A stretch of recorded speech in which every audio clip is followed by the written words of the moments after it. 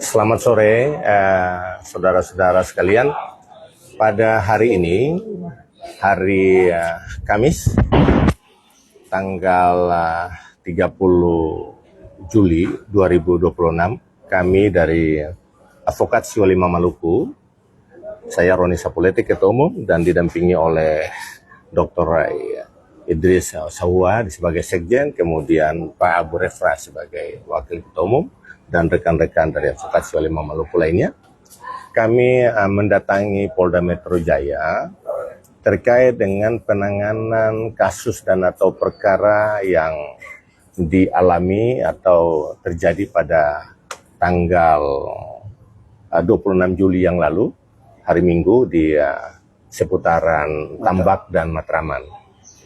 Terkait dengan itu, kami adalah organisasi advokat yang juga kami dibentuk untuk melakukan pendampingan kepada masyarakat Maluku dan Maluku Utara yang membutuhkan pendampingan hukum pastinya.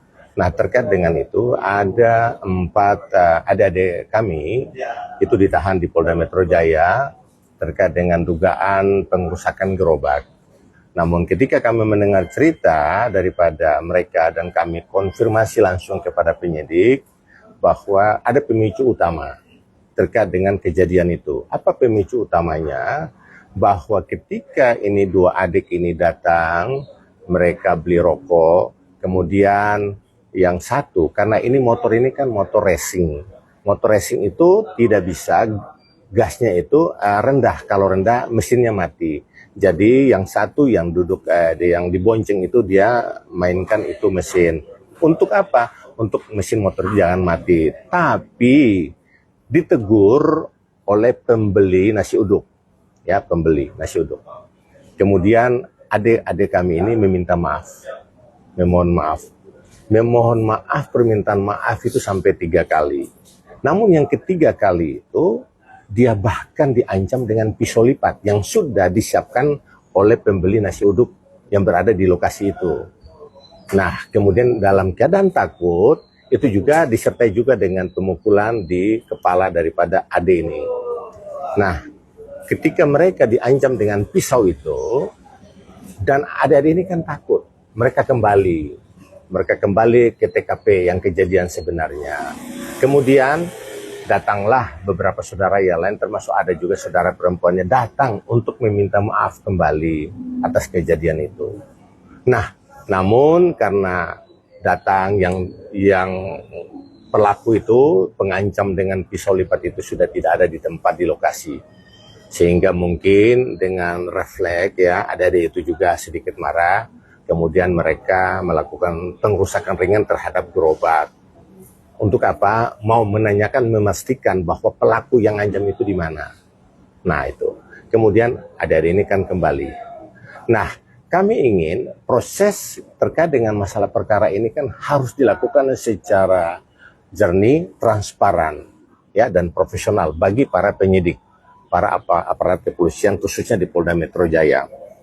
Nah, berdasarkan daripada pengamatan kami di berbagai media sosial yang sekarang ini, ada framing-framing yang dilakukan oleh para konten kreator yang melakukan begitu banyak ujaran kebencian yang larinya kepada rasis, ya, di mana awal itu kejadian itu dianggap bahwa ada cerita-cerita bahwa adik-adik kami ini makan nasi uduk tidak bayar, ya, kemudian mereka melakukan pengerusakan udah nggak bayar, tidak sama sekali. Itu adalah hoax, itu tidak benar. Dan itu juga sudah diluruskan oleh Kapolres Jakarta Pusat. Untuk itu kami juga berharap kepada Polda Metro Jaya dalam hari ini penyidik bahwa ada 4 laporan terkait dengan masalah pembunuhan oleh yang korban dari pihak adik-adik kami. Kemudian laporan kedua itu terkait dengan masalah penganiayaan berat, yang mana salah satu adik kami masih dirawat di Rumah Sakit Cipto Mangunkusumo. Kemudian juga pengerusakan dan pembakaran ya terkait dengan masalah kafe itu TKP, dan juga adik-adik kami yang berempat ini juga disangkakan dengan pengerusakan ringan terkait dengan masalah gerobak. Tapi pemicu utama bukan masalah Menurut kami bahwa itu bukan masalah pengusakan gerobak itu. Pemicu utama itu adalah ketika si pembeli konsumen yang membeli nasi uduk di situ yang mengancam adik-adik kami dengan pisau itu. Kemudian disertai dengan pemukulan. Itu pemicu utama. Nah, itu kami juga mendorong agar polisi, penyidik dapat menangkap yang bersangkutan. Gitu.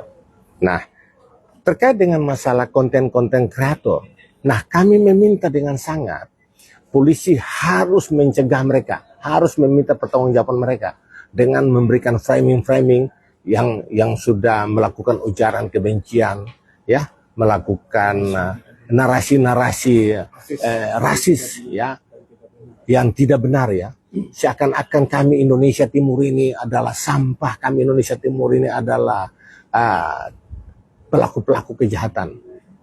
Mohon polisi dalam hal ini aparat penegak hukum harus bertindak lebih tegas, ya.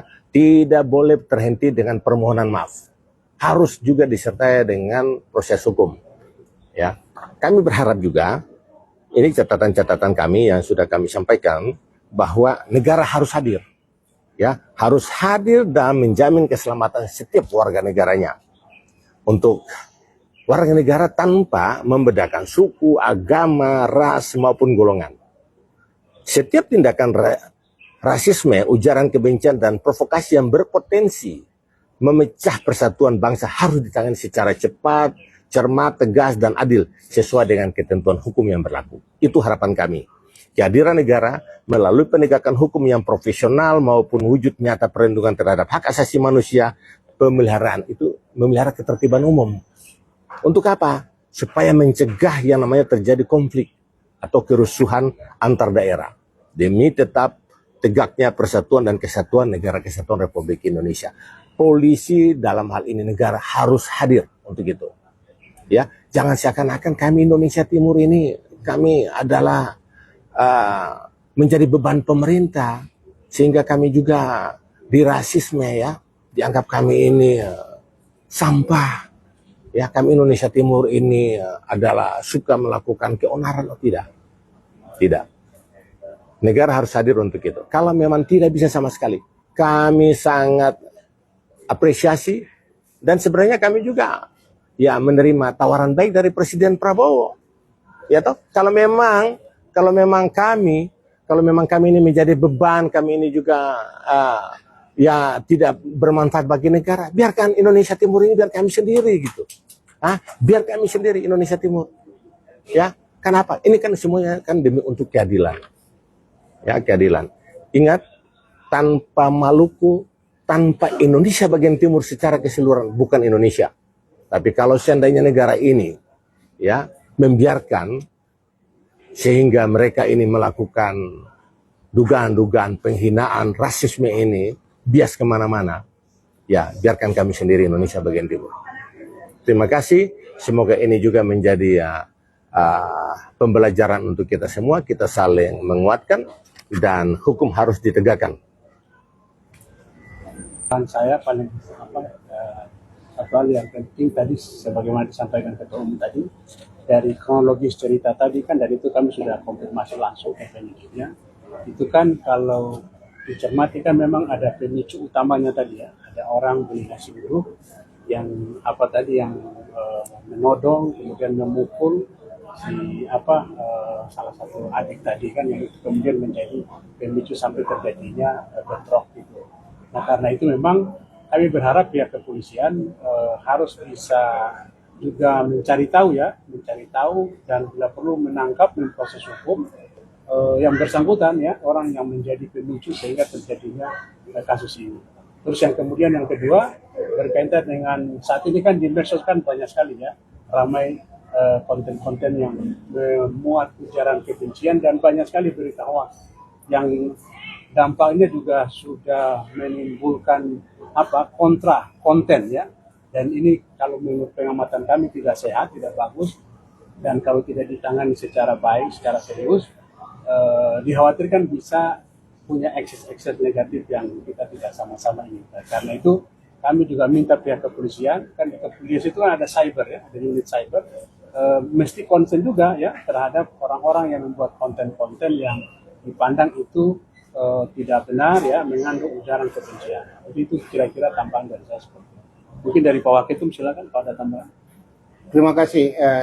Sekedar untuk menegaskan saja seperti yang disampaikan oleh Ketua Umum dan Sekjen bahwa adik-adik kami yang saat ini berada dalam tahanan akan didampingi sepenuhnya oleh ASM, Advokasi Wali Maluku.